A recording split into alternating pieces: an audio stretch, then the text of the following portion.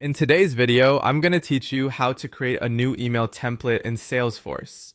We'll walk through the full process from opening the right area in Salesforce all the way to saving a usable template. This is a very helpful feature if you regularly send similar emails and want to save time while keeping your messaging consistent. Email templates also become much more powerful when you include dynamic fields that automatically pull in information from records. To begin, open Google Chrome and make sure you're already logged into Salesforce. Once you're inside your Salesforce workspace, look at the navigation bar and locate the app launcher. This is the grid icon, and it's the main place to search for tools, apps, and modules across the platform. Go ahead and click that icon to open it. In the app launcher search bar, type email templates. As the results appear, select the email templates option and open the application module in its folder style view. This is the area where Salesforce stores and organizes your saved templates, so choosing the correct section here is important before creating anything new. Once you're on the email templates page, move your attention to the top right area of the screen and click the new email template button.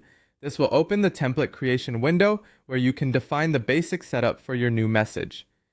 Now enter your template name.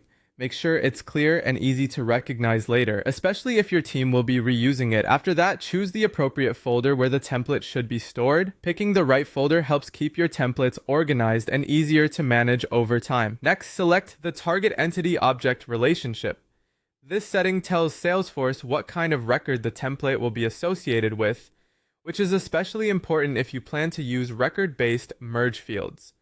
After the setup details are in place, move into the body of the email and type your message content. Write your copy as you want recipients to see it, keeping the tone and purpose of the email in mind.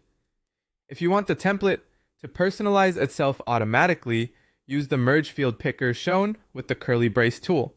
This lets you insert dynamic values from Salesforce records, such as fields related to the selected object, so each email can feel tailored without requiring manual edits every time.